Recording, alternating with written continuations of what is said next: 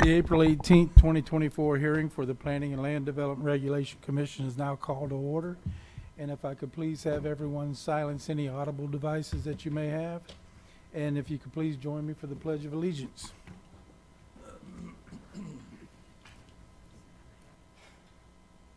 I pledge allegiance to the flag of the United States of America and to the republic for which it stands, one nation, under God, indivisible, with liberty and justice for all.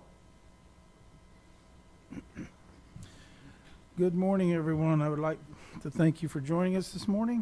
And Ms. Tucker, could I please have the roll call? Good morning, members. Donna Craig. Member Bender. Here. Member Shelley. Here. Member Costa. Here. Member Patterson is absent. And Member Sixma. Here. And Chair Mills. Here. Thank you, Ms. Tucker. We do have minutes from the March 21st, 2024 meeting. Any discussion on the minutes? I'll accept the motion. I make a motion to approve the March 21st, 2024 minutes. Second. I've got a motion to approve the March 21, 2024 minutes from Ms. Shelley and a second from Mr. Sixma. Any discussion on the motion? Hearing none, all those in favor signify by saying aye. Aye. Any opposed? Motion carries unanimously. Okay, if anyone would like to speak for or against any of the cases being heard today, if you could please fill out a form at the rear of the dais here and hand it to Ms. Tucker to my immediate left here. We will be limiting you to a 3-minute time limit. And then after the comments have been heard, I will give the applicant an opportunity to address any concerns the speakers have and answer any questions the commissioners may have. And at this time, I'd like to turn it over to Mr. Soria for legal comments. Thank you, Mr. Chair. This is for members of the public and for the applicants, that decisions by this body on special exception cases and cases which rezone real property from one classification to another pursuant to the zoning ordinance are recommendations only to the county council and do not constitute a final hearing. So new evidence may be introduced at the county council public hearing. However, decisions on variances made by this body constitute final action subject to an appeal to the county council. And what this means is that no new evidence may be presented at the time of the county council public hearing on the appeal. An aggrieved party that appeals such a decision is confined to the record made before this body. Hearings by this body on rezonings, special exceptions, and variances are quasi-judicial in nature, meaning that this body is acting more like a court and must take into account all oral, written, or demonstrative evidence presented. Their decisions on these cases must be based on competent substantial evidence in the record, and competent substantial evidence has been defined as that evidence a reasonable mind would accept to support a conclusion. Thank you, Mr. Chair. Thank you, Mr. Soria. And while we're on legal comments, I would like to ask the commission to disclose for the record any ex parte communications that have occurred before or during the public hearing at which a vote is to be taken on any quasi-judicial manner. And I'll start with Ms. Craig to my immediate right. None. None. None. And I have none. Okay. Do we have any items to be continued or withdrawn? Ms. Smith, do we? No, sir. Thank you. Okay, we're moving right into our unfinished old business. And if I get Ms. Shelley to read the first case in, please. Yes, sir. Case number V-24-019, a variance to reduce minimum yard requirements on urban single-family residential R9 zoned property. Thank you, Ms. Shelley. And Mr. Shams, this one's yours. Hi, good morning. Stephen Shams with Planning. So the applicant's property is zoned R9 and is considered a through lot as it is subject to a front yard on the east and west side. The applicant is seeking one variance to reduce the east front yard for a new home. This would reduce the east rear yard, my mistake, from 20 feet to 17 feet.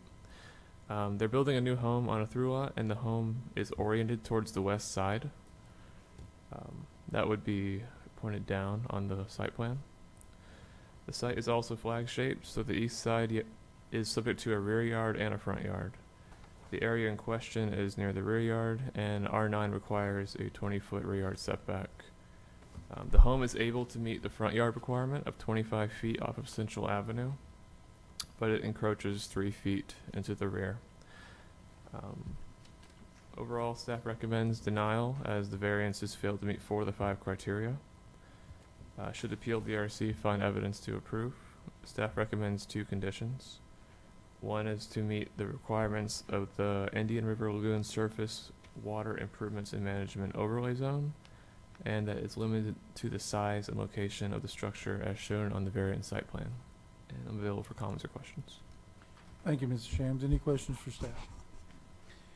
Hearing none, is the applicant present?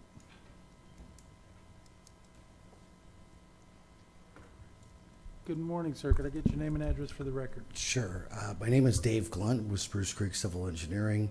We're located at 1982 State Road 44, Suite 360, New Smyrna Beach, Florida 32168. I would just like to take a brief moment to give you a little bit of history on the property. My client, Mr. Riva, has bought the property. It is a flag lot configuration. It does meet the minimum width requirement of 75 feet for the zoning district. It is also meeting the minimum lot area, which is 7,500 square feet. Due to the configuration of the lot and having double frontage on South Atlantic and on A1A, because of that configuration, when the parcel was split, the neighbor to the north also has the same configuration. When you look at the character of the surrounding area, most of the lots that meet the minimum width and area requirements are more rectangular lots, which are 75 foot by 100 foot, yielding the 7,500 square foot. With that, and taking into account the 35% maximum building footprint, a typical lot out there can build a pad that is 60 by 43, 60 feet by 43 feet. When you look at some of the non-conforming lots out there with the 50 foot, there's some 50 foot by 100 foot, small 5,000 square foot non-conforming lots, taking into account, again, the 35% maximum building coverage, they can build a pad that is 36 foot by 48 and a half feet deep. With the proposed site plan, we're asking for the 3-foot variance so that we can build a 32-foot, 8-inch deep home, which is more in line with the character of the surrounding area. So as far as the 5 conditions, I think staff agreed that we meet the 5th condition, and I would just like to say that in looking at these conditions, and I can briefly go over these if the Is there any that you're in disagreement with? I'm in disagreement with 1 through 4. 1 through 4. Yes, sir. And the So the reasoning? special conditions and circumstances that exist, which are peculiar to the land, obviously it's the flag-shaped lot. It's a peculiar shaped lot. It's not in character with the other rectangular lots. Looking in a 1 mile radius, I saw about 4 lots that were configured in this manner. The neighbor to the north of the property, which is the other flag lot, has also requested a variance in the past, which was approved by this board. And he has a setback reduction of 17 feet. The owner of this property, Mr. Riva, actually knows the owner of the adjacent property and feels that there would be no objection to the variance, giving a distance of 34 feet between the 2 rear yard homes. So as far as the first condition, we feel that the circumstances that exist are the configuration of the property. The L-shaped lot, yields to a very narrow building, which is out of character with all of the surrounding buildings that we've been able to look at in that area. And as I said, even a 50-foot non-conforming lot can build a house that's 36 foot in width. We're asking for 32.5. I don't mean to interrupt you, but what I was talking about was the 2 conditions in the event that it were to be approved On page 5. on page 5.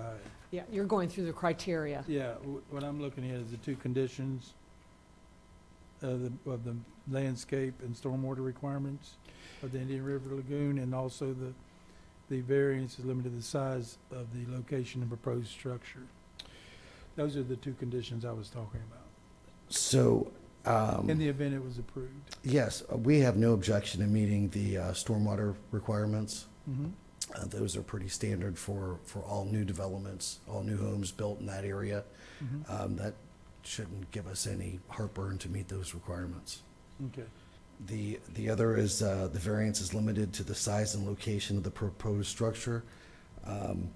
Yeah, as long as we can have the 60-foot wide by 32-foot deep variance, we will adhere to that. The 60-foot wide by 32-foot 8-inch pad size, we can strictly adhere to that. It's just that the 32-foot pad size gives us a little bit more flexibility on designing the interior space. And given the size of the homes that are nearby, we would feel that having this flexibility would increase the value of this home, which would not diminish the values of the neighboring homes, which are quite larger because they're on 75 by 150-foot deep lots. I understand that, but what I'm saying is your site plan, whatever you submitted on your site plan. Yes, sir. That's where it's limiting you to. You Yes. understand that? Yes, Okay. sir. That's the point I'm making. Yes. Okay, Mr. Costa, you had a question? Yeah, just, I'm curious, why did you not just slide it further back and ask for a variance on the heavier side, on the 20-foot side, rather than the 25-foot side, rather than the 20-foot side of the house? Well, There's some other circumstance there that, we felt that since the variance was granted to the neighbor for the same gotcha. removal of setback, Okay. that we felt that would be something that would be easier to, get approved, basically. Okay. Plus, A1A could be a busy road, and if that is the frontage, obviously, Mhm. without a lot of landscaping, you're probably going to have some road noise from that road since it's got more trips per day than South Atlantic. What is that, and I can't tell from this layout, but what's the distance from South Atlantic to the front of the house on that flags? On the flag 25 arm? feet. 25 feet total? Oh, no, from South Atlantic? Yeah, from the road. Because it looks like you have a long driveway to the house from the road, correct? On the Yes. flag? Yes, sir. Let me look. On the flag arm, I should say? It's 75 feet. 75? Okay. Well, 75 to where it jogs over, so then that's another 17 feet. So you're still 72 feet, basically, Yep. give or take. Okay. That's all the questions I had. Okay. Any other questions for Ms. Craig? You mentioned that there are 4 other lots in the area that are the same configuration. Have they been built on, or are they? One appears that it's been built on, and it looks like they had looks like they had gotten a variance on their side yard setback. So they got more square footage by going to the side. I believe they also own the lot next door, which has a long driveway through it, but no structure. So I'm not really sure what the history of that parcel is, but that looks like the only one of those L-shaped lots that has any kind of development on it. Thank you. Any other questions for the applicant? Okay, do we have any public requests? Okay. All right, sir, we're going to close the floor. Anybody would like to speak to this case? We're going Thank to you. close the floor for public participation and open up for commission discussion or motion. It looks like there's like at least 4 of those flag-shaped lots just on that one block alone, so. Saying that, I am ready to make a motion. Case B24019, I will make a motion for approval with the 2 staff recommendations. Second. Okay. I've got a motion for Mr. Sixma to approve the variance for B 24019 with the 2 conditions of staff recommendation. And a second for Mr. Costa. Any discussion on the motion? All those in favor signify by saying aye. Aye. Any opposed? Motion carries unanimously. All right, Ms. Shelley, could I get the next one, please? For the record, we have a member that showed up late. Oh, yeah. Mr. Patterson is here. He's entered the room. This morning. Fighting that 44 traffic, right? Fighting that 44 traffic. Okay. Ms. Shelley, could I get the next case, please? Yes, sir. Case number V-24-025, variance to increase maximum fence height requirements on urban single-family residential R4 zoned property. Thank you, Ms. Shelley. Mr. Shams, this one is yours also. Hi, good morning. This is Steve Shams with Planning. So the property is zoned R4, and due to existing roadways and platted right-of-ways, it has 4 front yards. So the applicant is seeking 3 variances for a new 6-foot fence along the north, east, and southern property lines. Variance 1 is to increase maximum fence height from 4 to 6 feet. Variance 2 is to increase maximum fence height on 4 to 6 feet for the east front yard, and variance 3 is to increase maximum fence height from 4 to 6 feet on the south front yard. So they're seeking the variances to ensure safety of pets, children, and property. So R4 requires a 25-foot front yard, and since they are requesting a 6-foot fence on the property line and also from the property line to the home, you can see that on the north side and the south side, variances are required. So they're proposing wooden board fences to be located along the easternmost 40 feet of the north front, the entire 100 feet of the east front, and the easternmost 47 feet of the south front. And it also includes the segments that connect the perimeter to the house. And these segments also include gates. So there are 2 5-foot gates. Overall, staff recommends denial as they fail to meet the criteria. Variance 1 fails 4 of 5, and variances 2 and 3 fail 3 of 5. But should PLDRC find evidence to approve, staff recommends 1 condition, that they are limited to the size and location of the proposed fences on the variant site plan. And I'm available for comment or question. Thank you, Mr. Shams. Any questions for staff? Hearing none, is the applicant present?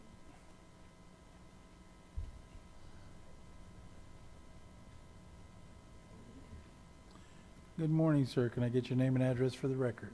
Robert Shapiro, 1615 18th Street, Orange City, Florida, 32763. Okay, you've heard the staff report. Anything you'd like to add to it?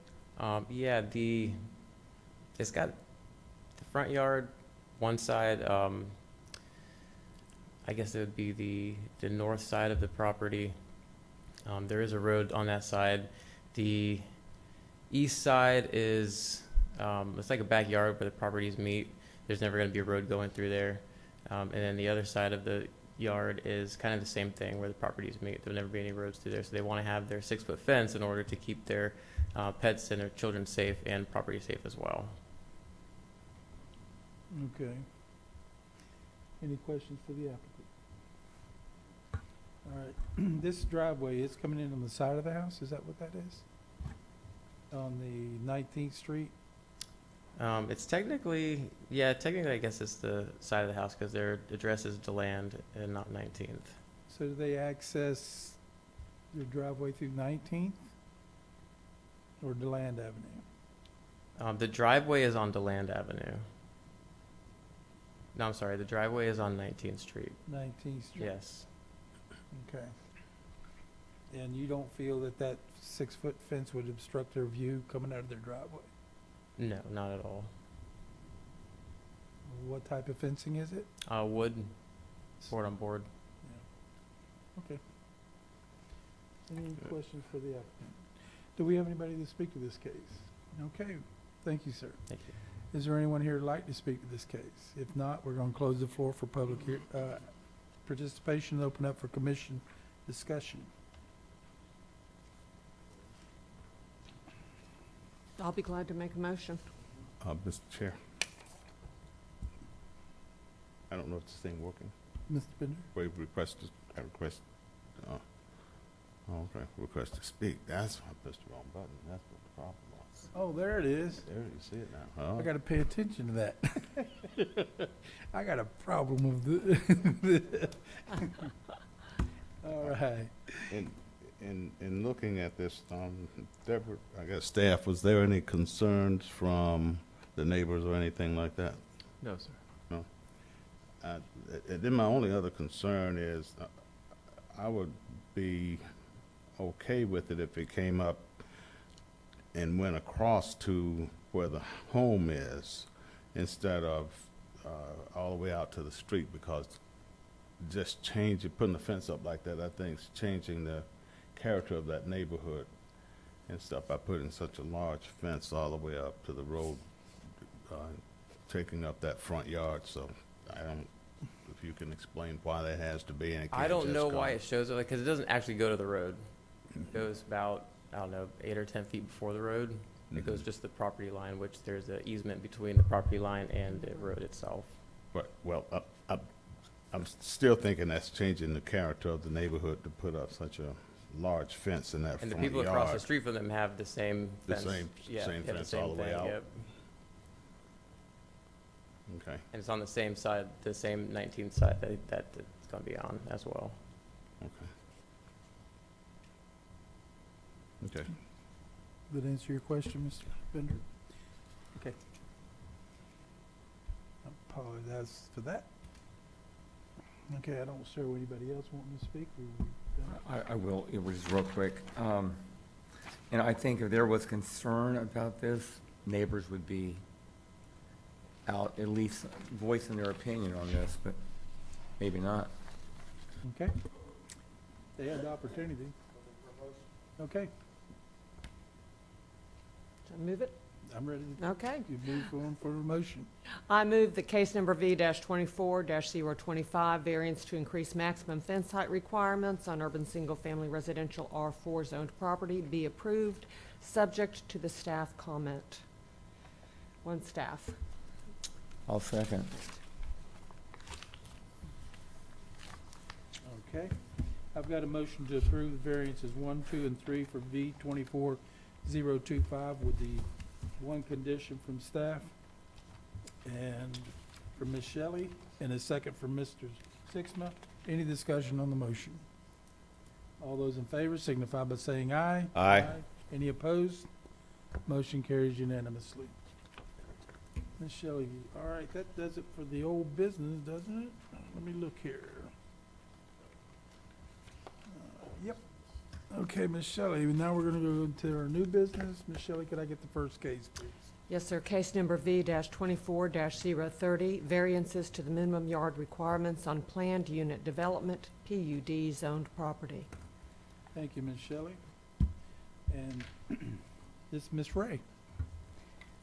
Good morning. The applicants are seeking variances for a proposed pool and screen enclosure within the Halifax Plantation Plan Unit Development. Variance 1 is to reduce the east side street setback from 20 feet to 0 feet. And variance 2 is to allow the proposed pool within the front yard. The subject property is triangular in shape, and it is also a corner lot. So it is subject to 2 front yards and 1 side yard.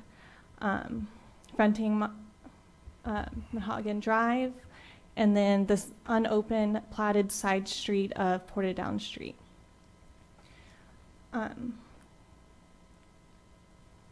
The property does have a 10-foot drainage easement bordering the east and south side of the property. Setbacks are measured from the easement line. That's why it is proposed to the 0 feet. However, the pool is proposed to be 10 foot off the property line. Staff's recommendation is for denial. However, should the PLDRC find that the applicant has provided competent substantial evidence, one condition was provided for consideration.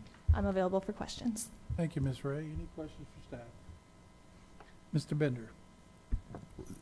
What's the possibility, have they ever looked at Portadown being opened up? I'm not sure. It goes to a vacant property to the north, owned by Volusia County, but I haven't seen anything about that being opened. Okay, so it's leading to county-owned property, okay. And then it seems like there's a utility easement of some sort that's off to the east? Yes, sir. Okay, thank you. Okay, any other questions for staff? Is the applicant present?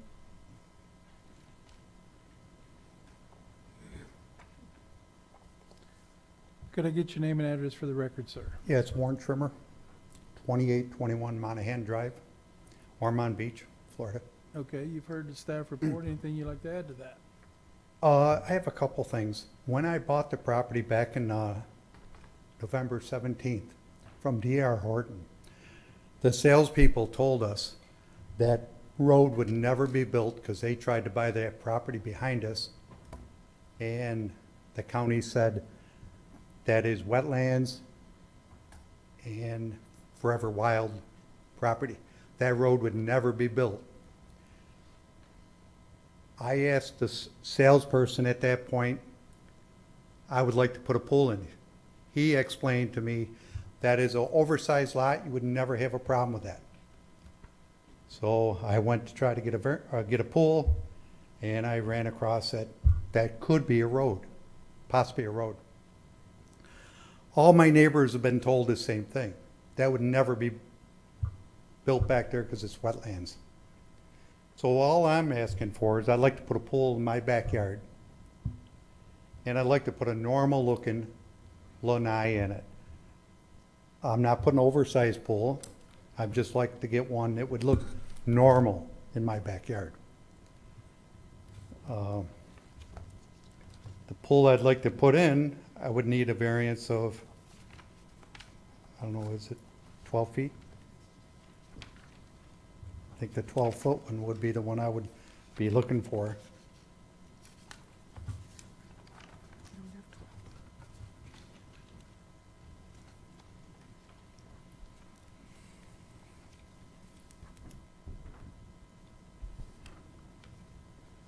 Which means I need like a 10-foot setback.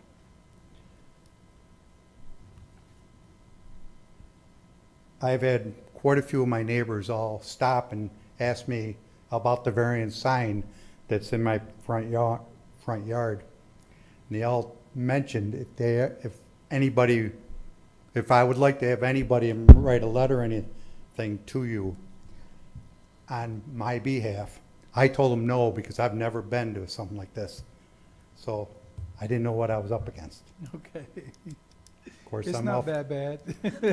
No, it's been very pleasant so far. But my concern is, if I don't get a variance, my pool, my lanai area is going to be chopped off, and it's not going to be very appealing to sell the property with that lanai having a 45-degree chop off on it. I've looked on Google Maps over the whole area, and I don't see another one in a square mile that's got a chopped off lanai.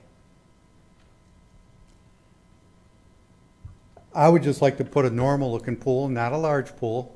I think my pool's gonna be something like 13 feet wide by 20 feet long, which I think is pretty small. It's not, and I'm not looking to get anything bigger.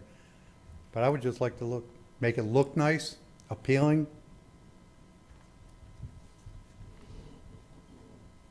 One thing I did notice, you had that my property has got a 3,000 square foot home on it. My home is only 22,000 in feet, 2,000, maybe 100. It's not 3,000 square foot house. Okay. Okay. Let's see what we can do for you.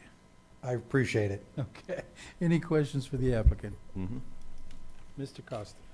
So my question is this, you mentioned the 45 cutoff. If I'm looking at this correctly, the variance, if granted, would require you to have that 45 angle on that screen room, on that lanai.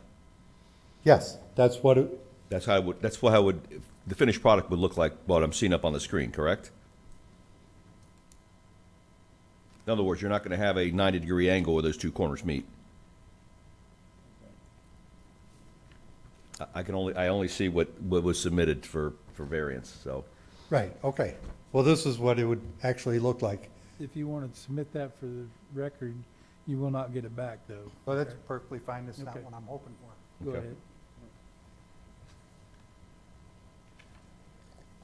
Yeah, I just want to clarify that point, because you're talking about building a standard rectangular lanai, but I'm looking on this variance site plan, it would require you, to give you that 0 variance that you want, 0 feet, you'd have to cut it off at a 45-degree angle on that corner.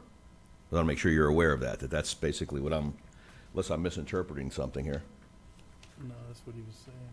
Are you saying if I get like a 10-foot variance? Well, if you get, the variance is being asked for is from 20 to 0, is that correct? On the east side street, that's what we're looking at, variance number 1? He's got 2 angle cuts on both sides of it. See on that depiction there?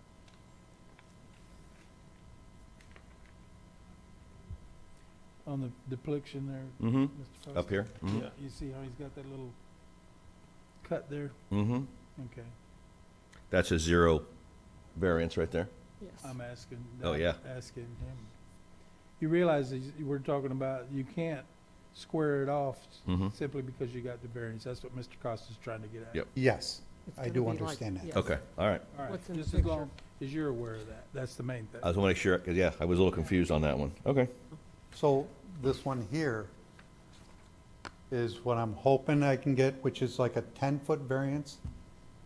It's only got a little bit of a 45 cutoff. All right, we, Well, we're This going is- by yeah. what is, what was submitted? This is what was M- submitted. Mr. Chair, was- I think we need to clarify a Yeah. few things. So I think there's a potential error in the way it was described. The variance is actually 10 feet from the property line, Right. because no matter what you do, we can't allow a structure in that 10-foot utility easement. Right. So it would be, instead of 0 feet from the property line, it's actually 10 feet from the property line, it's 0 feet from the I was utility gonna make easement. comment of that. I Yeah. saw that in there, that the 0 setback is actually to the easement line there rather than the actual property line. Yes, yeah, and normally we would say, we would measure from an access easement, we treat it the same way as a right-of-way. This is not an access easement, this is a utility easement for gas, for cable, for, Yeah, I was you gonna know, make mention of that. I saw Okay. that on there. So your actual variance is actually 10 10 foot if feet. you wanna look from the property Yes. line, but it's 0 if you look from the easement. Yes, we just like to clarify for the record, Yeah. it's 10 feet Yeah. from the property line is the actual requested variance. Okay. And even though the requested, it's still going to have, can we go back to the site plan, please? You're still going to have make that 45 cut to make it fit in that, with that Yes, variance, because correct? otherwise it would be encroaching in the utility easement. All and right, would- so that has, basically, that's what the final product should look like, Yes, he can build up to up to that point. there. Okay, got He it. can reduce the lanai and square it off if he wants to, which, would still require an encroachment in the front yard, but he can't Understood. go into the utility easement. Understood, okay. So that 0 feet setback It's to the easement, yeah. is to the easement, not actually to your property line. Mhm. Okay, Okay, you understand what we're Will saying be, here? will be cut.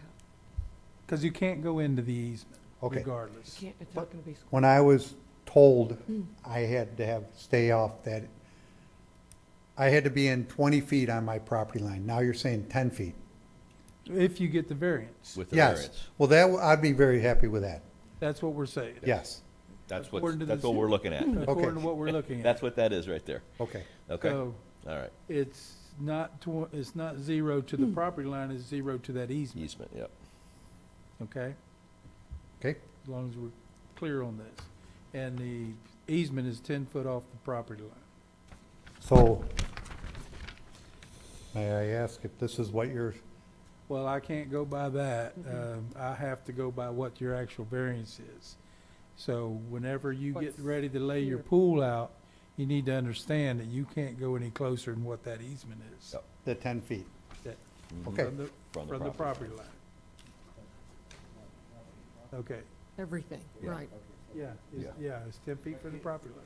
That includes. It's the- 0 feet up to the easement. To the easement. Yeah. 0 Line. feet up to the easement, Got so, you. Okay. yeah. I just want to make sure that on the variance 1, that on the way we have it written here is actually correct, because it's saying from 20 feet to 0 feet for the proposed pool and screen enclosure. So it's 20 feet from the property line. That's not, we're not giving them 0 to the property line, correct? Correct. It's measured from the easement line, so it's It 10 does feet say- off the property line still. So is that 20 foot, the way this variance 1 is written, should that not read 10 foot Yeah, that's what From my 20 feet question to was. 10 Shouldn't it feet? have been read as, Yeah, because when 10 I read foot it, from the I property was line? thinking 0 from the property line. no, I was looking at that. in- Yes, yes, if your measurement, if your point of measurement is from the property line, then Yes. yes, the requested variance would be to encroach into 10 feet from the property line. Yeah. Okay, so that's what I'm asking. So variance 1, we need to correct that Yes, to read 10 feet. yes, 10 Okay. feet from the property line. Got it. 10 feet from the There we property. go. That's what I was. Now gonna we're, bring now up we're cooking. anyway. Okay. Okay. So you see where we're at with this? I believe I am. It's all the technical I was parts. screwed up because of that 20 feet, Well, I understand but that. the 10 it- feet makes it a lot nicer looking. They were looking at 10 to the easement, 10 to the property, from the easement to the property line. You got a 10-foot easement there. Yep. And so you take that into account off your property line. Your property line sits within the easement, in other words. Okay. Okay? All Right. right. Sounds like Frank's about ready to do something here. Okay, let's see. Frank All is right, always let's see, ready. do we have any public participation on this? Okay. Okay, we're gonna close the floor for public participation and open up for commission discussion or motion. Well, I'll make a motion, Mr. Chair. Before I make a motion, I want to change, for the record, variance 1 to read, a variance to the Halifax Plantation PUD to reduce the east side street from 20 feet to 10 feet for a proposed pool and screen enclosure. And then with that change, I'd make a motion that on case V-24-030, we approve variances number 1 and 2 with that change and staff recommendations. Second, May I question you, you said to the street, you wanna make it from the property line, correct, sir? To reduce the east side street, it's east side street from, street front. They're calling about the I don't street. know why it was written like that. Yeah, Because should it's a PUD and that's the wording in that particular PUD. Okay, so Okay, so we wanna do keep it 10 at street. feet. Okay. Good. I'm 20 just foot to 10 concerned We're foot. not gonna put them in a bind by, We know it's going to be 10 feet from the property line. there you go. Even That's- though your variance reads street. That's fine. Yes, that's, Okay. yeah. All right. As long as you know. Okay. That's my, I wanted to get that in there, All okay. right. But otherwise, we'd be putting them into the proper, into the easement, okay. All right, and we got a second from who? Me. Okay, Edith? all right, and do we have any conditions on this? Yep, Yeah, staff subject recommend to the conditions. staff condition. How many do we One. have that? One. One, okay. Okay. Okay, I got a motion on the floor for Mr. Costa to approve variances 1 and 2 with make that 10 feet from the east side street. And for variance 1, in this case V-24030, with the one staff condition. That was from Mr. Costa and a second from Ms. Shelley. Any discussion on the motion? All those in favor signify by saying aye. Aye. Any opposed? Motion carries unanimously. I hope you guys got that over there. Good luck with your pool. Thank you. Yeah. Appreciate it. All right. Ms. Shelley, could I get the next case, please? Yes. Case number V-24-031, variances to the minimum yard requirements and maximum lot coverage on urban single-family residential R9 zoned property. Thank you, Ms. Shelley. Mr. Hanson, this one's yours. Good morning, Michael Hanson, Planning Development, sir. This particular case has 6 variances attached to it. The property is a lawfully non-conforming R9 zone property. That's 5,000 square feet in size. And how it's broken down, variances 1 and 2 relate to the house on the property. Variance 3 relates to the deck. Variances 4 and 5 relate to the garage. And variance 6 is for lot coverage. So, starting with variance 1, the house was built in approximately 1915. It shows up in a 1992 state master site file that was sent from our county historic preservation officer at the time to the state division of historical resources with data to give a build time around 1915. So we don't have an exact date of when it was built. But the house as is on the property, as you can see on the variance site plan, is a lawfully non-conforming structure as it doesn't meet the required 25-foot front yard setback under variance 1. So variance 1 reduces that to 21.6 feet. It also doesn't meet the required 7-foot side yard on variance 2. So it reduces, variance 2 reduces the house from 7 feet to 4.3 feet. And regarding the house, staff has a recommendation for approval for both variance 1 and 2, noting that it meets all 5 of the criteria. Now, variance 3 for the deck, according to our records, the deck was originally built under a 1991 permit that was never finalized, and it recently had a closure request made by the applicant back in January 2024, noting that the applicants weren't the one that pulled the permit in the first place. They purchased the house in 2008, decades after the original deck permit, but the deck was built anyways. The permit was just never finalized. The deck encroaches into the required side yard. So as the deck is an accessory structure, the required side yard is 5 feet. So it reduces the 5-foot side yard to 4.3 feet as it's flush in line with the house. Staff has a recommendation of denial on variance 3, noting that it fails 2 of the 5 criteria. The applicants are seeking to rebuild the existing garage or a garage in the same location as the existing garage. So variance 4 is reducing the required rear yard setback from 20 feet to 1.6 feet. Variance 5 reduces the required 7-foot side yard as the garage is 536 square feet, so it meets the criteria to be treated as a principal structure, down to 2.8 feet. Staff has a recommendation of denial on variances 4 and 5, noting that they fell 1 of the 5 criteria. Variance 6 deals with the lot coverage of the property. And with a 5,000 square foot lot, 35% of the lot would be 1,750 square feet. The existing lot coverage is at 1,835, so it's over by 85 square feet. So that would increase the lot coverage from 35% to 36.7%. Overall, staff has a recommendation of denial on the lot coverage, noting that it fails 2 of the 5 criteria. We do have a number of conditions on the variances should the PLDRC approve the variances, with the condition limiting variance 1 and 2 to the size and location of the house, variance 3 limited to the size and location of the deck, and variance 4 and 5 limited to the size and location of the existing garage's footprint, and that the lot coverage may not exceed 36.7%. Additionally, the applicants will be required to apply for a building permit for the wood deck within 180 days of the approval of variance 3. This case did receive 2 letters of support through a series of messages that the applicant submitted, and those letters of support are appended to the end of your staff reports. Therefore, from the adjacent property to the south and north of this property.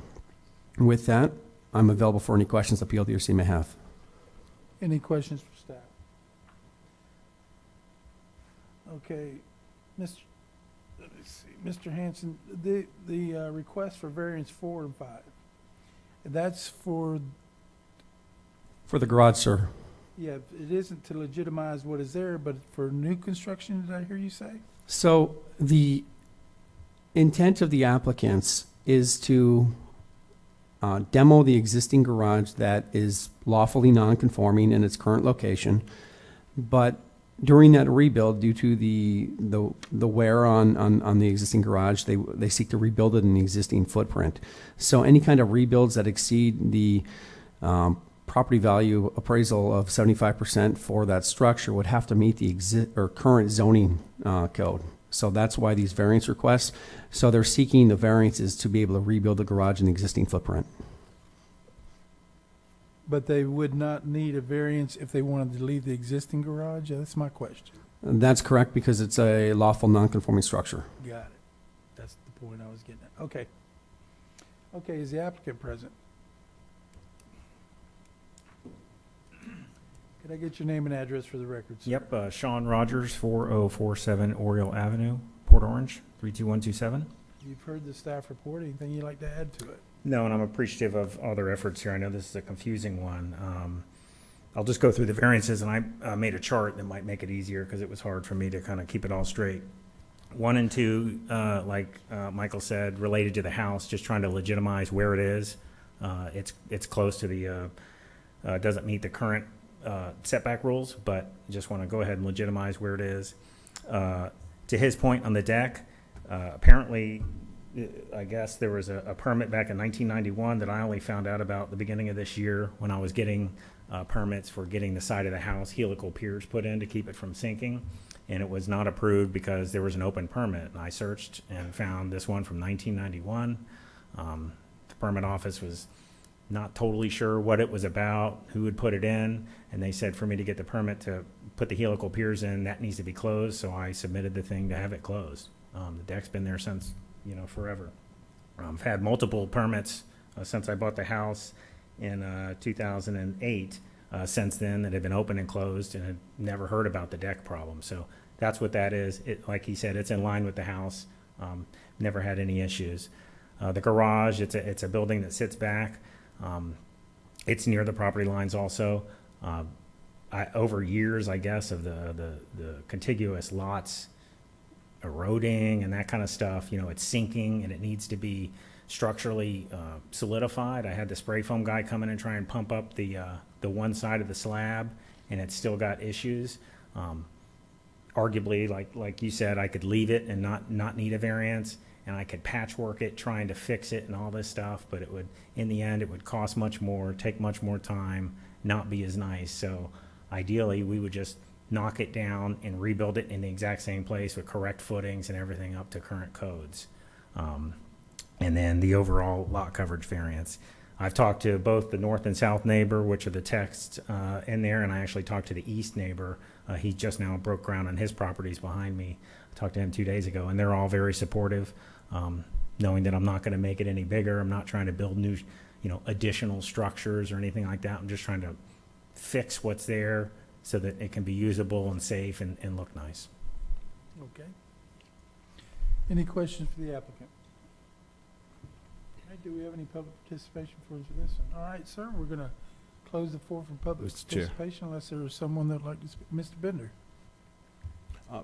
Question, where is because I was looking at it, if you move that garage off of that property line some, you made reference that it would make your septic system inaccessible. Where is the septic system in your backyard? Septic system is right behind the deck, next to kind of the little concrete walkway to the garage. That's where the tank is, and the drain field is on the northeast corner of the property there. Okay, so it would be difficult to move it then, wouldn't it? Yeah. Ideally, I'd love to be able to hook up to the sewer one day and do away with the septic, but that's another fight. All right. Okay, any other questions? Okay, we're going to close the floor for public participation and open up for commission discussion or motion. I'll make a motion. Okay. Case V-24-031 on variances 1, 2, 3, 4, 5, and 6. Make a motion to approve with staff recommended conditions. Second. And I believe there are 5. Yes, sir. 5 conditions.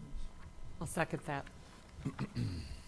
Sir, you're aware of the 5 conditions in your report? Go through them real quick just so I'm clear. Basically, it's leave everything, doesn't get any bigger footprint-wise, and get a permit for the deck. Whatever those conditions are in Yep. here is what you have to Yeah. do. Yeah. Fine with me. All right. Okay, I got a motion on the floor from Mr. Costa for V-24-031, variances 1 through 6 with the 5 staff conditions to approve, and a second from Ms. Shelley. Any discussion on the motion? All those in favor signify by saying aye. Aye. Any opposed? Motion carries unanimously. Okay. Ms. Shelley, could I get the next case, please? Yes, sir. Case number V-24-032, variances to the minimum yard requirements on rural agricultural A2 zoned property. Mr. Hanson, this one's yours. Good morning once again, Michael Hanson, Planning Development Services. This particular application has 2 variance requests in it. And it might sound familiar because we've dealt with a number of properties recently on Hamilton Avenue. So the particular area was historically platted in 1925, and the plat created these small shaped parcels. So the owners of the parcels have combined them to create the current configurations in the area. But the existing zoning classification is our rural agriculture, which requires minimum lot sizes of 5 acres. And there's essentially no properties out there in that general vicinity that meet the 5 acres. So in the staff report, you'll notice that there's been 5 variances for setbacks for the A2 standards that have been approved by the PLDRC, similar to this particular one. Now, the variance is requested in order for the applicant to be able to site the proposed single-family residence, as you can see on the variance site plan here, are for the front yard on Hamilton. Variance 1 reduces that 50-foot down to 32.3 feet. Additionally, the rural agricultural zoning classification requires 25 feet for the side yard on what would be the applicant's rear. This particular property is a corner lot, as where it shows Baltimore at the top is one of those unopened platted right-of-ways. So we're taking a look as far as both of the 2 setbacks on it. And in evaluation of the criteria, staff does have a recommendation to denial, noting that it failed 2 of the 5 criteria. That theoretically the house could be reduced in size to lessen some of the variance requirements. However, the proposed structure of the house fits with similar designs within the surrounding area. That particular property is 15,180 square feet in size, and the proposed house is going to be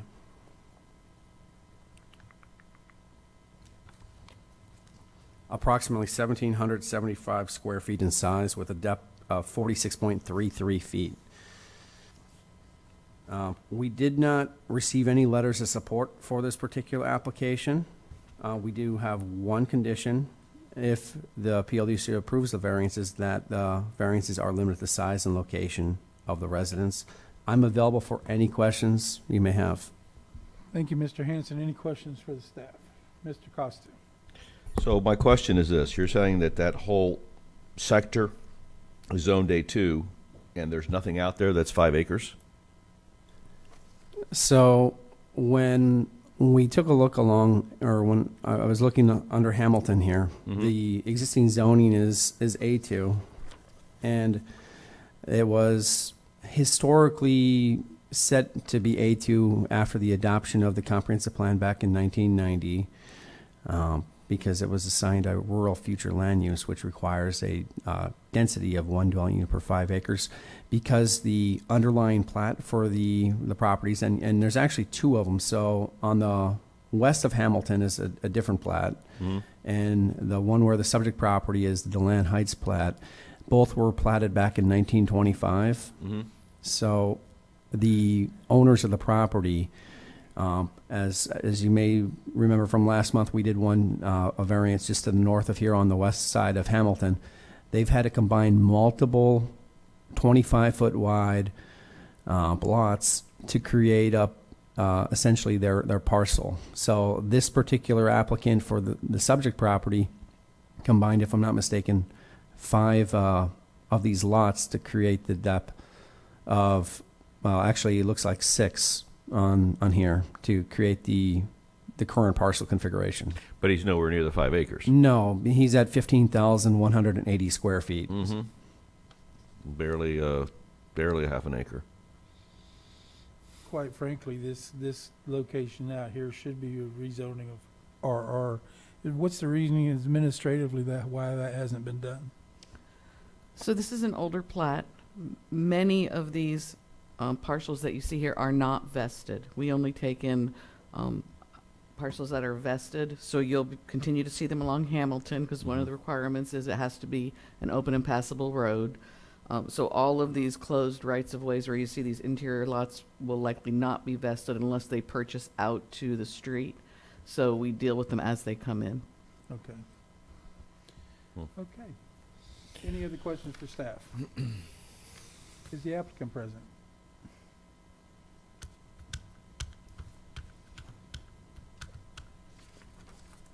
Can I get your name and address for the record, sir?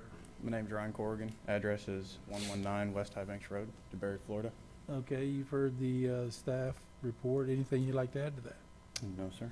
All right, any questions for the applicant? All right, sir, do we have any public participation? Okay, sir, we're going to close the floor for public participation, open up for commission discussion or motion. And I will say that this is more of a RR location than it would be an actual Yeah. A2, so you can have a seat. Nobody speaking up. I'll make a motion. Case V-24-032, that we approve variances 1 and 2 with the staff recommended condition, one staff recommended condition. Second. I've got a motion on the floor for Mr. Casa to approve variances 1 and 2 for variance V-24-032 with the one staff condition, and a second from Ms. Shelley. Any discussion on the motion? All those in favor signify by saying aye. Aye. Any opposed? Motion carries unanimously. Ms. Shelley, could I get the next case, please? Yes, case V-24-033, variances to the minimum yard requirements and maximum lot coverage on planned unit development, PUD zoned property. Thank you, Ms. Shelley. Mr. Hanson, this one is yours. Good morning once again. Michael Hanson, Planning Development Services. This particular variance application includes 3 variance requests. It's located in the Spruce Creek Unit 2B portion of the Spruce Creek overall planned unit development. And it's designed to support residents with planes, and this particular property, along with all the others in the surrounding street, have hangars for their aircraft. It, as you can see on the variance site plan, it fronts on Lindbergh Lane, and then to the rear of the property, on the bordering the rear property line, is taxiway Kilo West. In the PUD development agreement, it specifically states that taxiways that do not support non-aircraft or travel or vehicles, so if it doesn't allow for cars or trucks, that the taxiway is not considered a street, so thus it does not prompt the rear yard to be considered a secondary front yard in this case, so the property is therefore an interior lot. The lot size is 18,755 square feet, and variance 1 is to reduce the required rear yard of 30 feet to 9.5 feet to legitimize the existing location of the 2,372 square foot hangar. The hangar was constructed along with the principal house and the pool back in 1987. At that time, the county treated the hangar as an accessory structure, which only had to meet a 5-foot rear or side yard. The county in 2004 adopted an ordinance number 2004-20, which made it so that any accessory structure over 500 square feet had to meet the principal yard requirements. So as the structure was created and constructed before that ordinance was adopted, at that time it only had to meet essentially 5 feet, and it was built to match the drainage and utility easement that you see on the site plan in front of you. So the variance 1 is in order to legitimize the existing structure, and due to that, staff has a recommendation of approval on variance 1. Now the applicant is looking at adding an addition to the hangar The addition would be 470 square feet, designed for maintenance and storage of parts for aircraft maintenance. In discussion with the applicant, the intent that he had was that due to some of the maintenance requirements of maintaining aircraft, it essentially acts as a safety mechanism due to debris flying with some of the on-site maintenance, that he was worried about damaging his 2 aircraft that he has in the hangar. The proposed addition, as you see on the site plan, would have to meet the rear yard requirement of 30 feet, but variance 2 reduces that down to 11.1 based on what you see on the variance site plan. Staff has a recommendation to denial on variance 2, noting that it fails 4 out of the 5 criteria. In analysis of it, it's potentially possible to redesign the existing hangar footprint to allow for a partitioned area for maintenance of the aircraft without needing the proposed addition, and that was one of the bases for failing some of the criteria. Variance 3 relates to the lot coverage. In that planned unit development, the maximum lot coverage is 30%. Typically, your urban single-family residential is 35%, but in the development agreement, it specifies the lot coverage limit is 30%. The request with the addition would increase that to 32.75 feet. The existing lot coverage is currently at 30%, and this has a recommendation of denial as well, noting that it fails 4 of the 5 criteria. We do have a condition that the variance would be limited to the size and location of the hangar and proposed addition. Otherwise, we had no letters of support as well with the application. I'm available for any questions you may have. Thank you, Mr. Hanson. Any question for staff? Mr. Hanson, just for clarification, or because of our last one, this is a variance from the property line and not from the easement, correct? That's correct. So zoning makes it so that we only measure from the easement if that easement includes ingress, egress, or a road easement. So if it's a drainage utility easement, we still measure from the property line. Okay. Thank you, sir. Is the applicant present? Yes. Could I get your name and address for the record, sir? William Jabor, 1818 Lindbergh Lane, Port Orange, 32128. All right, sir. You've heard the staff report. Is there anything you'd like to add to that? Yes, sir. I'd like to address the analysis on the variants 2 and 3. Okay. The Federal Aviation Administration lets me do all the maintenance that I need to do on my airplane since I built the airplane myself. So I'm listed as the manufacturer of the airplane. To segregate an area inside the hangar would make it impossible for me to get the 2 airplanes that I have. One is mine, one is my wife's, in the hangar. What I need the segregated space for is some of the maintenance I do generates metal dust, things that would be adverse to the airplanes that are stored in the hangar. Additionally, I do composite material work, which demands a controlled environment. And segregating this much space in the hangar would make that impossible to get both my airplanes in. So it's the segregation that I need as well as the size that I need to do that within the hangar. The siding that I selected keeps the structure out of all the drainage and utility easements, and so I don't think I have a problem there. So that's the reason I requested the variance.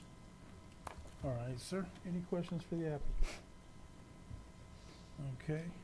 Now, your maintenance that you do, is that on your personal aircraft? Yes, sir. Or do you bring anybody else's aircraft in No, for no, I don't. maintenance? Okay. Okay. I have enough trouble keeping my own flying. Yes, sir. Okay, do we have any public participation forms? Okay. We're going to close the floor for public participation, open up for commission discussion or a motion. I'll make a motion. Okay, Ms. Shelley? I move that we approve case V-24-033 subject to the one staff condition. Second. Second. Oh, wait, this man. I'm impressed he's got his and her airplanes. That's awesome. His and hers. That's a happy marriage. That was variances 1, 2, and 3. Yes, sir. Okay. Yep. All right, I got a motion on the floor for variance V 24033 to approve variances 1, 2, and 3 with the one condition from staff, from Ms. Shelley, and a second from Mr. Sixman. Any discussion on the motion? All those in favor signify by saying aye. Aye. Any opposed? Motion carries unanimously. Okay, Ms. Shelley, could I get the next one, please? Yes, sir.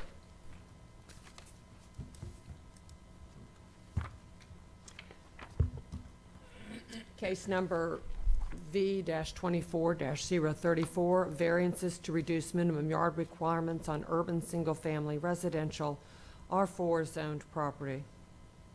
Okay, thank you, Ms. Shelley. Mr. Shams, this one is yours. Hi, good morning. Steve Shams with Volusia County Planning. So the property is zoned R4, and the applicant is seeking one variance to reduce the north front yard for a second floor addition. The reduction would be from 25 feet to 11 feet 2 inches. So the home was originally constructed in 1978 prior to the zoning ordinance and is currently located 19 feet from the north property line, which does not meet the current R4 requirement. So the addition itself, as you can see in the green hatch box on the site plan, would include a 471 square foot living area and a 110 square foot covered porch, which is a total of 581 square feet. Overall, staff recommends denial as the variance fails to meet 4 of the 5 criteria, primarily because they're not minimizing the existing encroachment. It's also important to note that there were 2 letters of support for the case and 1 letter of opposition. The 1 letter of opposition we received is for the neighbor on the east side, and they are the most impacted by this variance. Should PLDRC find evidence to approve, staff recommends one condition, that it's limited to the size and location as depicted on the variance site plan, and I'm available for comment or question. Any questions for staff? No. Is the applicant present? Can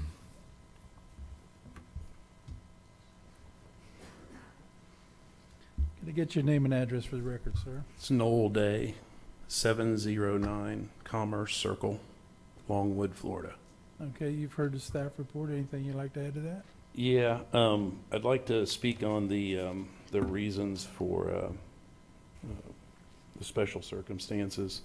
The main purpose for this, number one, the only thing that will be visible, the only thing that will be projecting into the front yard is the upper porch. And it's really more of a balcony, as it has 0 impact on the footprint of the house. It's an 8-foot projection from that side of the house. It nowhere near exceeds the projection of the garage. It is an irregular shaped lot. And if you look at how the cul-de-sac is cut in on, I don't know which page that's on, but the way the cul-de-sac is cut in, it's cut in more to the Middleton's yard than any other yard in there.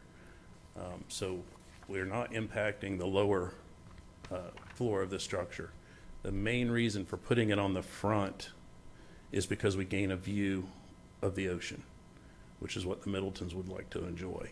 If it's put off the back of the home, you would not have any view because the other home next to it, it projects into the backyard. You wouldn't have a view. Okay. So the conditions, to some extent, there would be no benefit to adding the porch on the back. It's not just to gain a second floor porch, it's to gain a view of the ocean, so. Okay. All right. Do we have any questions for the applicant? Ms. Craig? What kind of support is there for this extension of the second floor? We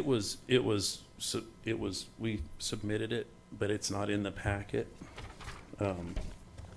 But it's basically a triangulated the look of this house, it'll be greatly improved, and it's very much in the spirit of the rest of this neighborhood. But, you know, it's getting a metal roof. It's more of a traditional, you know, Florida coastal kind of vibe going on with this house when it's done. So it's just an angular support.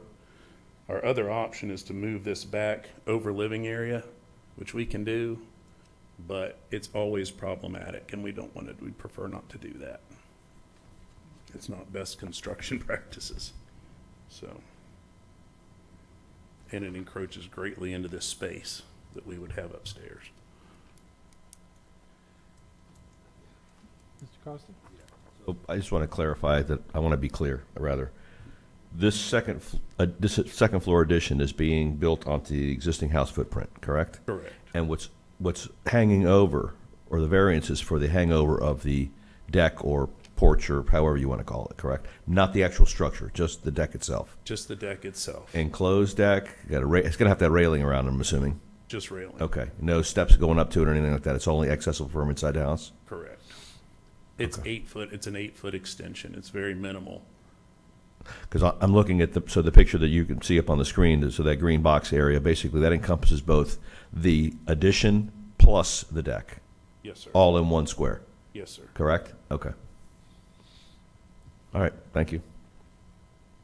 Okay, you're gonna be increasing the height of the resident, correct?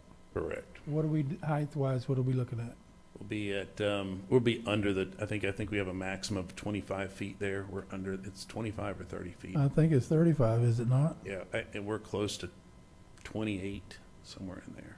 28 feet from where you're current. From the ground to the top of the roof. Okay. And there are second floor additions in that neighborhood. And we actually received one more letter of applaud for the changes too, but it was just after we'd made our package submittal. Okay. So the majority of this encroachment, as Mr. Costa said, is gonna be from the deck, correct? Yes, sir. Okay. I didn't see your design there. Is it a cantilever type? Yeah, it's cantilevered with a support, just a triangulated support. And if Okay. that became a condition, we'd be happy to make it cantilevered. I mean, if that became a condition. Okay. All right. Any other questions for the applicant? Okay. Do we have any public participation for this? Okay. We do have one letter of recommendation of denial, if you're aware of that. Did you see that letter? Support. Is it support? No, but we also have support Yeah, letters in yeah, our I know. packet, yes. Okay. Okay, let me see. Let me look at this. Yes, sir, Mr. Costa. All right, I just want to, I'm looking at the letter of denial on yours here, so I just want to clarify here. This addition is not protruding further out than the garage itself currently protrudes, correct? That's correct. And then the physical addition, excluding the porch, how much more of the residence will that, how much further to the side yard will that? Zero. Zero. So it's built within the current footprint plus the additional, whatever, how many feet of overhang deck? Correct. Got it. Okay. Only encroachment is that second floor deck. Gotcha. Okay. And we're not encroaching towards the street, towards the cul-de-sac section at all, correct? It is going forward. It is going forward. It'll reduce that Yeah, the deck will go. depth. Going forward beyond the house? Yep. How many feet? It's 8 feet. How many? 8. 8 feet on that side? And how much on the side yard? 0. 0. 0 side, 0. So the entire deck is on the, okay, Yeah, just forward. on the ocean-facing side. All right, We're now it's all going coming together. Got it. Straight up with the living area Mhm. and a small, it really should be considered a balcony if we wanted to be technical. And, It's and more- still the edge, okay, and still the edge of that, let's call it a balcony, still the edge of that balcony is aft of the forward face of the garage. It's behind the garage It's itself, approximately 12 feet behind the face of the garage. which is in tune with the drawing that we're looking at here. Okay, thank you. Okay. My question is for staff. This condition says, location of proposed second floor addition as depicted on the variance site plan, but we're not talking about the construction. Is there a condition that we could put in for that it would only be for the deck, or can we do that or not? Mr. Soria? For that 8 feet?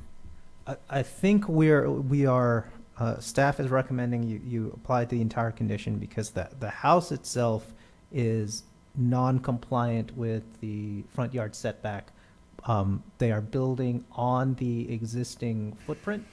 They are adding an addition and they are encroaching further with the deck. So that's why we are encompassing the entire addition. You can break that down, it would just be to clarify that it is a variance for 25 to 11 foot 2 for the addition consisting of no more than an 8-foot extension of the deck. So Okay.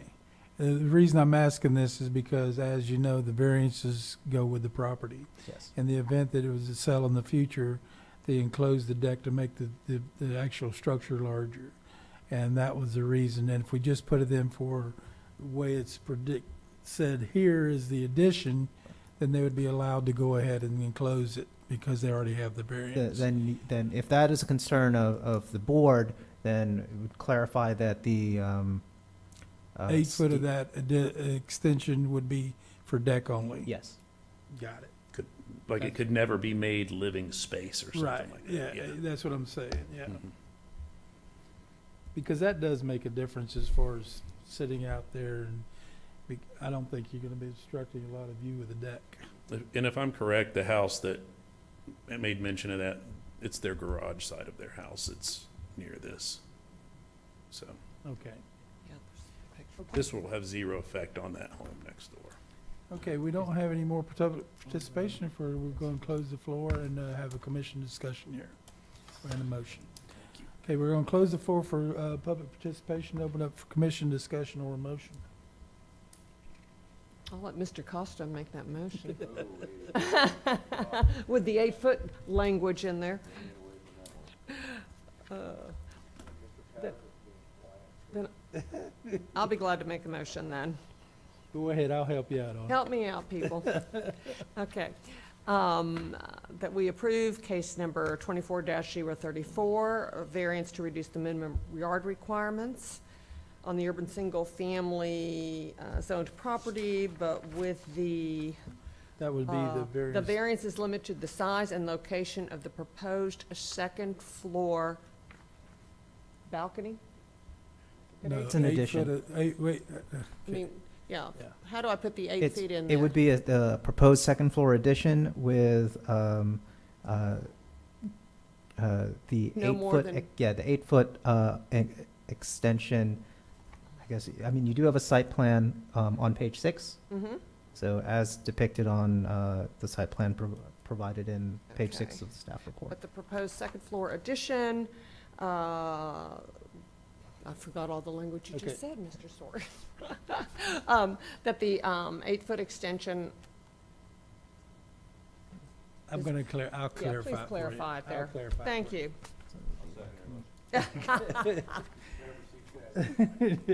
I got a variance, I was trying to Ms. write Shelley notes. to approve variance V 24034 with the one staff, condition, and that the, 8 foot of 11 feet, 2 inches to be, deck only. Correct, Mr. Sarah? I think we would clarify that the 8-foot extension is to remain an unenclosed deck. Okay, to remain an unenclosed deck. The 8-foot extension is to remain an unenclosed deck. Got it. Okay, any discussion on the motion? I got that from Ms. Shelley. Who seconded it? Frank did. Can I include that under the roof?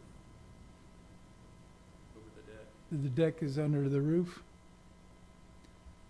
Okay. This one would be. Is that gonna make a I difference? didn't, yeah, well, I didn't realize there was a roof. Anyway, Okay, let's, I'm gonna hold back. Yeah. Okay.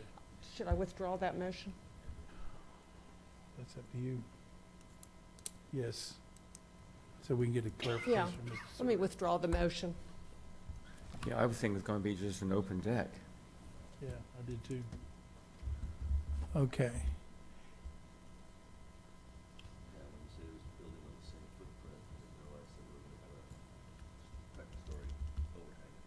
Yeah. Pardon? But without the deck, it wouldn't be non-conforming. Okay. Is that gonna create a problem with you guys? You know, again, it's the roof line, at that point. This person just having a slab of concrete sitting out there floating in the wind. I mean, definitely. Let's turn the mic on. Yeah. I think aesthetically, it would. Aesthetically, it would, Look better. it would look better than just having a deck just jutting out there, I you know, with a agree on rail that around one. it. Yeah. Rather than the roof line. No, I mean, I think that the roof line would actually add to it, not take away from it. I think that being just a deck by itself, he made mention of a metal roof, and I'm not sure if it's the entire house or just that particular section. The entire house. You can call the can't- the we applicant need back to- up to answer if Yeah, there's. Let's get a little clarification on this, please. Yeah. Yep. I'm going to open the floor back up to the applicant for a moment. We do have some more questions here. Mr. Chair, would it be helpful if we put his elevation on the screen for It would everybody be. to see? Yes. Yes. So, I'm sir- sorry about that. That's all right. Sir, if you could provide your elevation to Kelly, she'll put it up on the screen for you. And that'll become part of the record. That would be helpful. No, you don't get it. Yeah, I need to see what this going. All right. Uh-huh. Much easier to look at. We needed that in our packet. So, Now, that support there, is that going to come down in front of the building, in front of your garage? Garage is on the opposite side. yeah. That angle's on the opposite side. So that, again, it's basically the same question as I had before. If I'm looking in that direction, you are not, the obstruction is not forward of the garage. It's still rearward of the forward-facing wall of the garage. So regardless of that deck being there or not, I still have a clear shot across the deck there, or across to your front yard. Correct. Okay. Okay, personally, I don't have an issue with this. Nope, I don't either. In answer to a question you asked about the metal roof, it is the entire house. Yeah, you're re-roofing the whole house. Okay. All right. Aesthetically, I think it looks better and adds more to the property. Mm-hmm. Than just to have that deck just sticking out there in the wind by itself. Okay. What is this square after the porch? Is that- That's the side of the garage, which Okay, depicts that it. you're seeing It as is you're actually going to- sticking out okay, forward. Thank you. Yes, ma'am. Okay, thank you. So it really doesn't extend out past the garage? Mm-mm, no. Yeah, that's what he was saying. That's, yeah. Oh, okay. Yeah, Yeah, well, okay. All right, so Okay. I think we've got it. now. okay. I do That- yeah. apologize. I just wanted to be clear Yeah. and not have another go around. Yeah, that come back and find out you can't put a roof over your deck. Okay, so how would, It would be the same motion to reduce the front yard setback to 11'2", with the 8-foot extension not being able to be enclosed, but being able to have a roof over it, as as depicted on the Is that site his plan. site plan? And Okay. as provided by the elevation by the applicant. So we'll incorporate those two documents in the variance approval. okay. Elevation submitted. Okay. You ready for it? Michelle, are you ready, or you want me to go? Why don't you go? You're the builder. All right, on case number V-24-034, make a motion that we approve that case, variance number 1, with the 8-foot deck not to be enclosed as per the site plan submitted and the elevation submitted by the applicant, Subject to the staff condition? and subject to the one staff recommendation. Yes. Okay. I got a motion on the floor to approve variance 24034 with the one condition from staff with the Site plan, site plan elevation and elevation to be included in the packet so that the 8-foot extension will not be enclosed. Correct. That get it, Mr. Soria? That's good. Okay. That was easy, That wasn't was it, for Frank? Mr. Costa, and a second for Mr. Patterson. Any discussion on the motion? All those in favor signify by saying aye. Aye. Any opposed? Motion carries unanimously. Right. All right. We made it through that one. Mr. Baker looks like Clint Eastwood. He looks like Clint Eastwood in the face. Okay, Ms. Shelley, would you read the next case then, please? Case number V-24-035, variances to the minimum yard requirements on urban single-family residential R4 zoned property. Thank you, Ms. Shelley. Ms. Ray, this one is yours. Good morning. So I do have a correction with this variance request, as it kind of goes along with my previous variance. There is an 8-foot drainage easement that borders the entire property. Variance 1 currently shows that it is 25 feet to 0.8 feet for the south front yard. It'll actually be 25 feet to 8.8 feet from the property line to the proposed carport. Variance 2 will not be required because measured from the property line will be 9.6 feet, and that will meet setbacks. So we are only looking at variance 1 to the south front yard from 25 feet to 8.8 feet from the property line for a 425 square foot carport. The property, as you can see, is a corner lot. They are proposing the carport over an existing concrete driveway off of Fairwind Circle. Staff recommended denial for the variance. Should the applicant provide competent substantial evidence, there is one condition provided for consideration, and I'm available for questions. Thank you, Ms. Ray. Any questions for staff? Just a Ms. Shelley? clarification, we're only looking at one variance and not two as listed in our packet. Yes, And we're ma'am. only looking at variance 1. Only variance 1. Thank Yes, you. ma'am. And that's 8.8 rather than 0.8. Yes, sir. Same situation as before? You got 25 foot from the road to the edge of the property line? Or is that the road is the property line? I'm showing, on that drawing right there, down below, it shows 25 feet from Fairwind Circle to the solid black line, which I'm assuming that's their property line? Yes, the solid black line is the property line. And then between that line and the road is what? That's just right-of-way, easement? But it's not their property, is my point. Correct. Okay. Their driveway extends into that. Mm-hmm. So, Yeah, the circle. Well, I should say their apron. Okay, 13.5 feet to the edge of the road. correct. And all right, so if you look at variance number 1, where it's showing the 25 foot in blue, right? That's the width or the length of the structure. Correct. And then what is the dot? So I'm looking at the dotted line here, and then there's the solid black line, and that's what I'm trying to figure out. Where is their property line? Is it the dotted line or the solid black? The solid black. And so then the distance between the dotted line and the solid black is just another variance. I mean, easement. Correct. Correct. That's So- an 8-foot easement. So we're giving them again. So what is the dimension from the property line to where the variance would be off the easement, please? 8.8. Property 8.8 line. feet. Yep. Property line to Okay. the proposed carport is 8.8 Got it. feet. Now I'm clear. That was the problem. The original Mhm. variance showed it from that easement rather than the. Got it. Now it's clear as mud. Thank you. Okay. All right. Oh, I better get on course here. Any other questions for staff? Is the applicant present?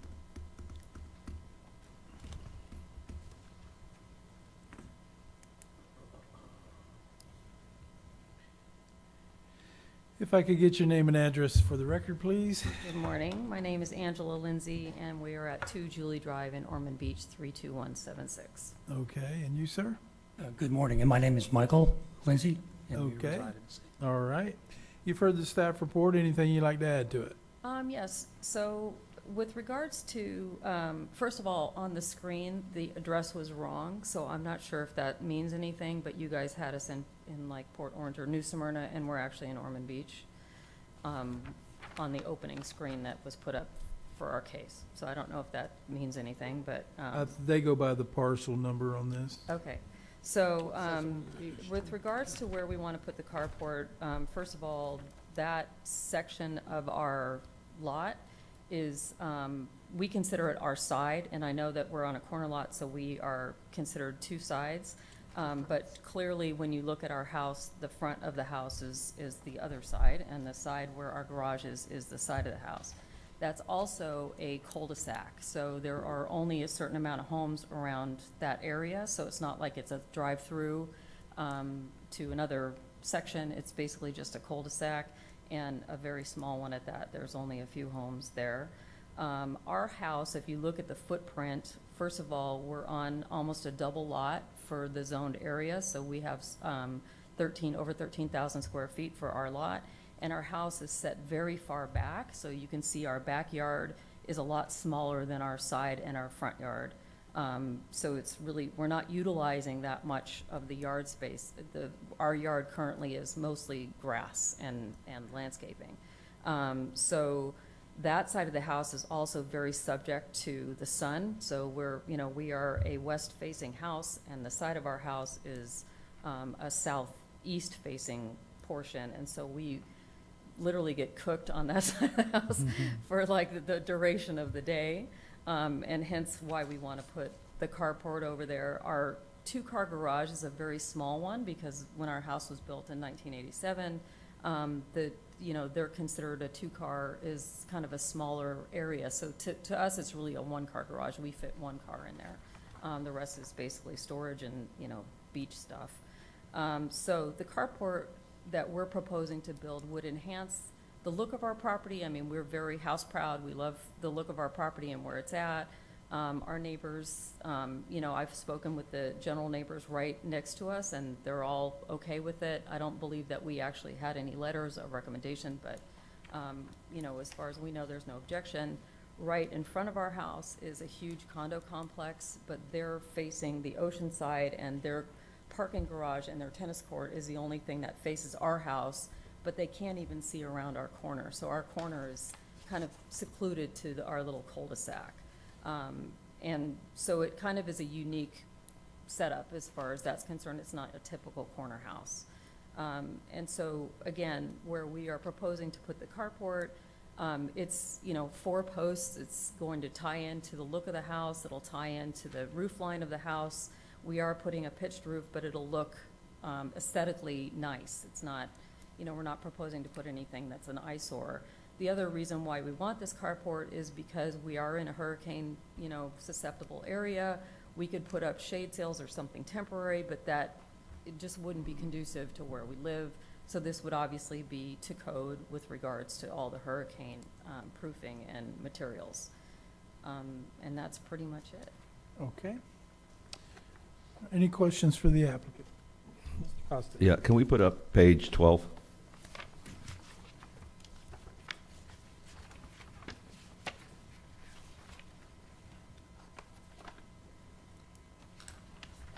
And this comes with a disclaimer because it says it's for illustrative purposes only, but my question is, once she gets it up there, how close to this is what you're proposing? Well, we want something that's going to look like our home. We have a stucco home, so the legs we would want to do like a stucco design, and the roof, we recently had our home re-roofed this year, so the roof line and the roof itself, it's not going to be a tile roof because our home is Okay. a shingle roof, so it would be a shingle roof, but something similar to this. So we're not just putting up an aluminum No, it'll have. aluminum it'll- 4 posts and a have pan lighting. roof. It's, it'll be nice. All right. And, we're looking to do maybe a little bit of a storage on the top, but it'll be covered and closed. I mean, you Okay. know, it'll look nice. And it ties right into your existing garage, correct? Correct. Got it. All right, thank you. Any other questions for the applicant? Yeah, I was just gonna make one comment. Your Lily Pulitzer dress right there you got on? Yes.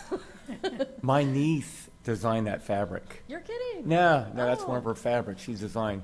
She works for Lily. but Okay, Stoney, let's go move on. I just had to tell her. I'll tell her it's my favorite. I'm proud of my niece. favorite little dress. Proud of I my love- niece. I have the matching purse too. Cosmopolitan group. Having a fashion show here.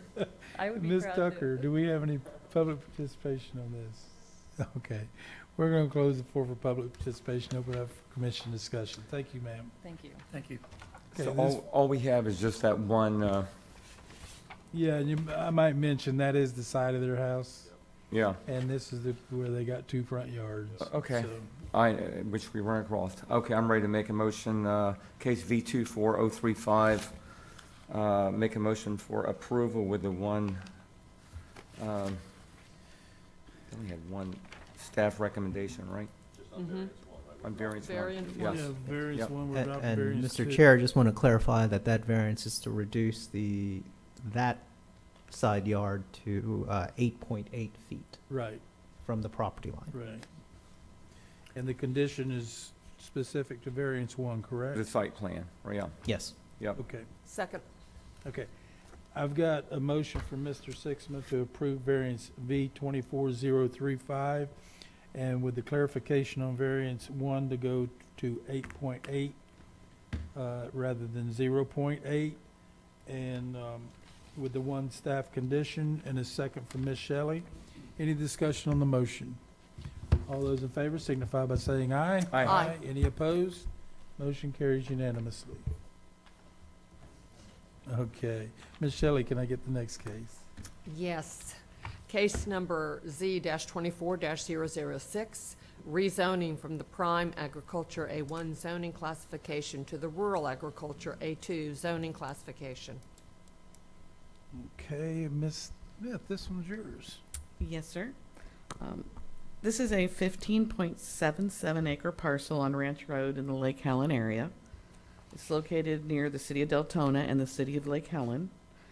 The applicant is requesting a rezoning from prime agricultural A1 to rural agricultural A2. And if I may, he has suggested that as he's getting older, it's harder to maintain the larger piece of property. If you look at the zoning map, the blue lines on the zoning map on your screen, you'll see that there have been 3 other rezonings in this area recently, directly to the east, a few parcels to the east, and then the parcel to the south. It is A1 mostly to the north and west, but the lot sizes range from 5 to 20 acres. It's A2 to the south and east, and those lot sizes range from 5 to 10 acres. Currently, one house is allowed under A1, and the parcel already has a house on it. Potentially, if this were to be subdivided, if you approve the rezoning, one potential home could be added. The application does meet all the criteria to grant the rezoning. I do just want to bring up one issue because there is an environmental permitting letter in there that says they don't support this, and I'd like to just explain that a little bit more to you.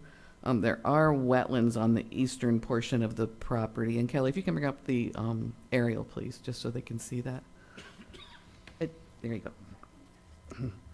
go. Environmental permitting is concerned that the rezoning could allow a greater density in the wetland area. So I just want to let you know that when we're going to build on that property, they would need to adhere to our county's avoidance and minimization criteria for building in wetlands or the wetlands buffers, and they would require a wetland alteration permit. Setback variances are available, so they would have the opportunity to come through you if they're trying to stay out of the wetlands and the buffers. So if the property is subdivided and the new owner applies for a building permit, environmental permitting would evaluate any wetland impacts at that time. We do not have any development plans in-house. This is only for the rezoning, and we recommend approval. I'll be happy to answer any questions you may have. Thank you, Ms. Smith. Any questions for staff? Ms. Smith, if they were to go back to subdividing this, they would still have to, you would have to make clarification that during the subdivision of the wetlands situation on this property, correct? If they came in to subdivide, they would need to provide a wetland survey, correct? And then our environmental permitting will get their first shot at shot there to say something. And then if the subdivision is granted, they will get a second chance to look at it if a building permit comes in. But you could deny it on the premise of the wetlands, is that correct? They would have to adhere to the avoidance and minimization, so they would have to divide the property in such a way as to minimize, well, one, avoid any wetland disturbance, and two, if it's necessary, they have to minimize the wetland disturbance, and that's with subdivision creation itself. And then when they go to pulling a building permit, the same avoidance and minimization criteria apply, such that they have to demonstrate that it is absolutely necessary to impact the wetlands. So, you know, I don't want to say that we're going to make a validly subdivided parcel unbuildable, but, you know, we can basically, during the creation of the second lot, say, hey, if you create this, that is not adhering to the avoidance and minimization provision, and deny it that particular way. Right, because I guess my question to this, are we not creating a problem by the rezoning of this? Because we've got that parcel that would impact the wetlands if you were to try to subdivide. Well, we don't know if they're going to impact the wetlands. They have the ability to subdivide. When they subdivide, they have to accommodate that avoidance and minimization standard when they're creating that second In order lot. to get the subdivision, so they'd have to go through another layer. Yes. Even if it was rezoned. Yes. Okay. As Smith says, you know, environmental has two shots to basically say, no, don't subdivide that way, because it's very expensive when you touch that wetland.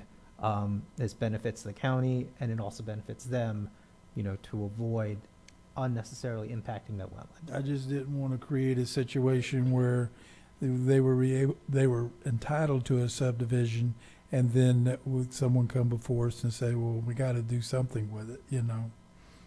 So they won't be entitled to the subdivision. You would have to look at that with the criteria of the wetlands. Yes, they would have to create a, they can subdivide, but the way that they're going Right. to have to subdivide would have to be adherence to the avoidance They'd and have to meet minimization. those requirements. Yes. Okay. Any other questions for staff? Okay, is the applicant present?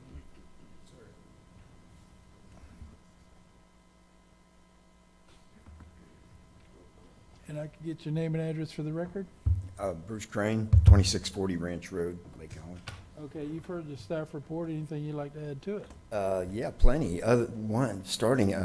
This could be a classic example of shooting yourself in the foot. No one requested the environmental survey. I did that just for thoroughness for everyone. There's lots of bogs out in that area. This property is actually really unique in that it has a ridge that goes through. I've got live oak trees that are 75 feet from these wetlands. This is a low spot that I don't even know you could do anything with it. It's a pretty deep hole. There's several properties behind me that all drain to it. It all goes pretty quickly to the south. Even in the most dramatic hurricanes we've had, the water levels barely even come up there. It's a low spot, this big bog that's there. There's tons of them out in that area. And I might have made a mistake even bringing up this subject. It was my surveyor that said, hey, in the nature of thoroughness, you might want to go ahead and get this. So I did. So it's ironic that this thing now all of a sudden could be an issue for me. There's been plenty of people that have done what I've done there, and nobody's even gotten the environmental survey. So I did it in the nature of thoroughness. So I would regret that if it ends up being some kind of real problem. The property is set up really nicely with the topography and everything, that it would be cut into 3 very nice 5-acre pieces that would have no way or intention to ever affect that low area where all the water's just kind of passing through there. There's good high ground everywhere on that property, including where my home site is in the middle. And we've never had any need or intention to disturb that wetland whatsoever. But it's no different than a lot of the bogs that are out in that area, basically, except there is a ridge on the eastern side of the property. There's a real defined ridge that goes through there, and then it drops off very abruptly into that hole. Okay. Well, you've done your For what due that's worth, though, diligence. yeah, just Even trying though to be you might thorough. regret it, if you've done your due diligence in the event Yes, you were sir. Yes, sir. to have to go through the subdivision and find out, guess what, I can't subdivide this because I've got a wetlands here. And I went through the whole rezoning process, and then that's what's gonna happen is you can say, well, you let me rezone it to this so I could subdivide, but now you're telling me I can't subdivide. And so you have done what you needed to do to realize that is a possibility you may hit a roadblock when you go to subdivide it, even though you get the rezoning because of the wetlands. That's all Yeah. that's all the yeah, I reason we're understand. bringing that up. Hmm, That's okay. all. No, and I appreciate that. Okay. Nobody requested this, and it's just, No, it's just a you- bog out there, like you have so Yeah, many, but a lot of them out there. just because you get the rezoning, you're not entitled to the type of subdivision that you may want to create, is what I'm trying to say. And I can appreciate that. Yeah, Okay. this property's pretty, it's got good topography. It's not like low Okay. flat ranch land out there, you know. Yep. It's got real nice topography. Okay. Guys, I appreciate it. Okay, Thanks. Ms. Craig, you had a question? Yes, sir. Is there sewer available out there, or would this? No. No, this is all unmaintained county out there. All the landowners we actually own the roads and everything. There's no infrastructure at all out there. Does that not complicate things with the type of topography that you're talking about and the None bog, the whatsoever. wetlands, that sort of thing? No, none whatsoever. It's all, there's great, in fact, one of the reasons I bought that property, it was one of the last pieces the Mitchell people had going way back, Carol Ann and Eugene. Chicken farm. Yeah, well, the last piece Carol Ann and Eugene Mitchell had out there. Hmm.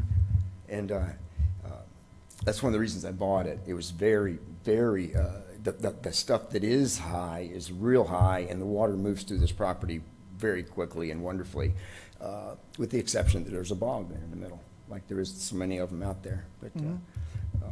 But no, there's no issues. There's no infrastructure out there other than swales. We have to maintain some ditches and culverts and stuff like that, which we all do as property owners. Okay. All right, sir. Do we have any public participation on this one? We do not. Okay, we're going to close the floor for public participation and open up for commission discussion. And I might add, the only reason I brought this up was simply because we see this happen a lot. They'll go running and everything, and then when they come to get their subdivision or dividing it up, they find out for whatever reason, and then what happens is they say, well, I've got it rezoned for this particular reason, and that's the only reason I'm bringing it up. Yeah, no, I get it. Okay. All right. No, I appreciate that. But I don't And have it's any very issue. disappointing that the, All right, we're going to close the floor for public, and then, okay, Yeah, you thanks, can have guys. the seat now, sir. Okay? Well, actually, Jeff and I know, I mean, 'cause born right up the road, as crow flies, I'm like a mile from this property, so I'm very familiar with it. If anybody has nothing else to say, I'm ready to make a motion. Mr. Patterson, you had a question? No, I just want to say it was a real adventure driving out there to check that out, going through the gullies Like the dirt and up road, and yeah. down. Old I didn't- motocross road. It was a Yeah. place that I had never been before in my life, and I've been in here 39 years almost. But it's beautiful back there. Yeah. Which, connects in the Deltona. As far as the A2 goes, it fits right in with the rest of it out there. Okay, case Z24006, I'm going to go with staff recommendation, make a motion for approval to forward to county council. Second. Okay, I've got a motion. She beat you to it, Mr. Patterson. You got to be quick. Come on, be sleeping over here. You can't outdo her Edith now, she's quick. I got a motion on the floor to forward the rezoning application case number Z2406 for the county council, the final action with recommendation of approval for Mr. Sixma and a second from Ms. Shelley. Any discussion on the motion? All those in favor signify by saying aye. Aye. Aye. Any opposed? Motion carries unanimous. Good luck, sir. Yeah, appreciate it, guys. Good luck. All right, that takes care of our business for today. Let me see what we got here. Do we have any other public items? No, sir. Do we have any staff items? No, sir. Actually, Mr. Staff Chair, comments? the county council's April 30th workshop where they were going to discuss those list of special exceptions that We went through last time. That has been rescheduled to another date that we're trying to figure out. Okay. To be determined. Yes, to be determined. I might show up. I have to show you my schedule. So we'll inform. Sometimes they may need a little help. Right. When we get a revised date, I'll inform the commission, and Okay. we'll advertise it. Any other staff comments? No, sir. Okay. Any commission comments? Yeah, just real quick, I brought something up to Trish that I thought it might be of interest to others on the panel. Doing some research for a client, I came across a zoning that I had never seen before, and I thought I knew all of them, but it was an A1C. And looking at the chart of zoning, that C was not specified, so I was kind of lost what the C stands for. If you could shed some light for us. What you're really going to get upset with is when the city, their requirements are more stringent with their own. Well, this is the all in city. county, and this particular one has happened to be out in the county, out in the woods, so. It stands for A1 Cal. Anytime you see. No, it's a corridor. Anytime you see a letter, it's not actually the zoning, it's an overlay. And that particular overlay is a thoroughfare overlay. Gotcha. And if you see that letter, it means it's subject to additional standards above and beyond what's normally allowed in that zoning classification. In this case, it would be additional landscaping, wider buffers. things So like I'd have to go to a different page in the plan to find this, I the am going to give requirements. you a cheat sheet. I'll give Awesome. everybody in this room a cheat sheet. That would so be you'll great. always Be know. nice. Yeah, That would be great. The other overlay you're probably going to encounter is an airport overlay. Yeah, I've So seen when you see those. that A at the end, Okay. then, don't build high. Bad things will happen. Understood. With that line of comments, I've never understood why this overlay, because it's requirements from the city then, or whatever the overlay is to, can be more stringent what their own is within the city boundaries. I happen to own a piece of property that has that classification, and the landscape buffer for it is 30 feet, but yet in the city it's only 15 feet. And I found that very odd. And when I questioned it to the city, of course, they said, well, we will give you a leeway on that, but you still have to put the same amount of vegetation in that landscape buffer. And I found that very odd when I was looking at this, and I don't know if it's something that everyone's aware of, or how the city can make it more restrictive than what they have on in their own jurisdiction. Did you take a note on that, Mr. Sawyer? Yes, I think those are probably the entryway corridor Yeah. requirements. Yeah. So those are unique to each city, so we'll get with our zoning and kind of look at that. Well, I don't want to make ours more stringent. We need to get some relief from these city requirements. That's what I'm saying. And if it's in a county property, I don't have any say-so for the city. And yet I've got to abide by their regulation. But anyway. Okay. Any other staff comments, commission comments? Press and citizen comments? Hey, we need to hear from Al now and then. No, I'm not going to talk to us. I've tried to get him up here before and he won't do it. No. All right, this meeting is adjourned.